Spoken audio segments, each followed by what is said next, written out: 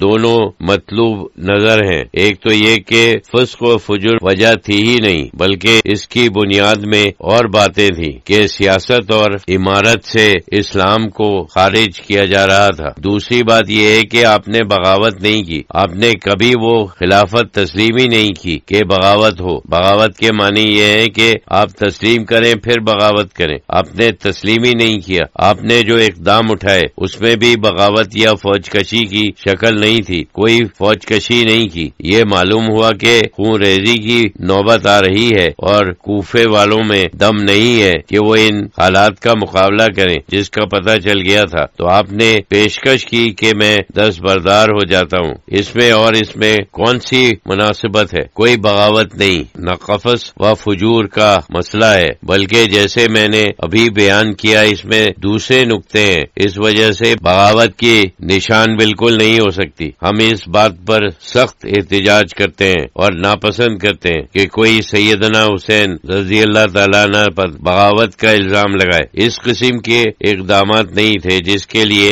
ہم بغاوت کا لفظ استعمال کر سکیں۔ بغاوت تو دوسرے لوگ کرتے ہیں، آپ بغاوت نہیں کر سکتے، بغاوت کا سوال ہی پیدا نہیں ہوتا۔ جو طریقہ شروع ہوا تھا کہ کوئی حاکم اپنے سامنے بیعت کروائے، وہ تو ایک قسم کی زبردستی ہے، اس کا نام ماننا بغاوت نہیں کہی جا سکتی، بلکہ اصولی طور پر یہ ماننے کے لائق نہیں ہے۔ خلفائے راشدین کے زمانے میں بیعت واقع اتفاق سے ہوتی تھی۔ یہ ضرور ہے کہ حضرت ابو بکر صدیق رضی اللہ تعالیٰ عنہ نے اپنے آخری دنوں میں سفارش کی تھی کہ حضرت عمر رضی اللہ تعالیٰ عنہ کے ہاتھ پر بیعت کی جائے، لیکن صرف سفارش کی تھی، کوئی حکم تو نہیں دیا تھا، کوئی زبردستی نہیں کی، لوگوں نے اپنی خوشی سے بیعت کی، اس کے خلاف کوئی تحریک یا گروہ نہیں بنا، لوگوں نے مصلحت اسی میں سمجھی۔ یہ تاریخ میں ہے، اسلام کے اصول تو قرآن اور حدیث میں ہے، یہ تاریخ ہے، بہرحال اہم اور قدیم تاریخ ہے، اور ان لوگوں کی تاریخ ہے جو رسول اکرم صلی اللہ علیہ وسلم کے نہایت ہی قریب تھے، اس وجہ سے ہمارے لیے ان کی اہمیت ہے۔ لیکن اس میں غلط اصول تو نہ نکالے، اصل چیز تو اسلامی اصول اور وہ اقدام جو خدا اور رسول کے تھے انہیں ظاہری دنیا میں بھی قائم رکھنا تھا۔ اگر کوئی اعتراض کرے یا احتجاج کرے تو اللہ کے لیے ہونا چاہیے، قرآن اور حدیث کے اصول کے لیے ہونا چاہیے۔ اس وقت بھی سیدنا حسن رضی اللہ تعالی عنہ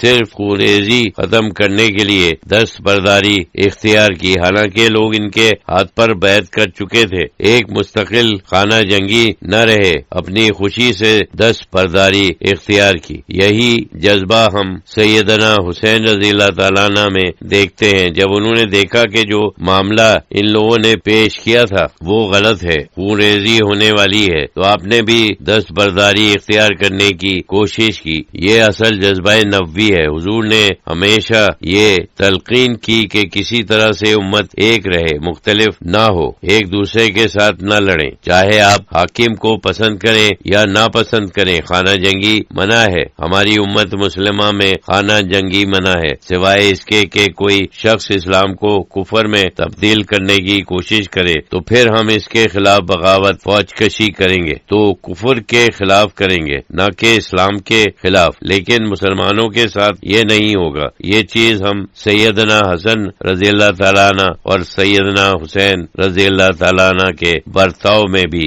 دیکھتے ہیں۔ خانہ جنگی سے بچنے کے لیے آپ نے یہ بہتر سمجھا کہ دستبردار ہو جائیں۔ یہ بھولنے کی بات نہیں ہے کہ آپ نے بھی دستبرداری اختیار کرنے کی تیاری کی۔ جس وقت ان لوگوں نے آپ کو اور آپ کے خاندان کو نیست و نابود کرنے کا ارادہ کیا اور آپ کے اوپر حملہ کیا تو فتح کا امکان ہی نہیں تھا، صرف ایک غیرت تھی، کیونکہ غیرت بھی تو ایک جذبہ نبوی ہے۔ آپ نے شہادت قبول کی، گرفتاری اور ذلت قبول نہیں کی۔ یہ تو آپ کی شان تھی۔ جو حضور صلی اللہ علیہ وسلم کی گود میں کھیلے ہیں وہ کم تر قسم کے معمولی جذبے تو نہیں رکھ سکتے، بلکہ نہایت ہی اعلیٰ قسم کے کردار اور جذبات رکھتے تھے۔ اس واقعے کو سمجھنے کے لیے یہ ضروری باتیں ہیں۔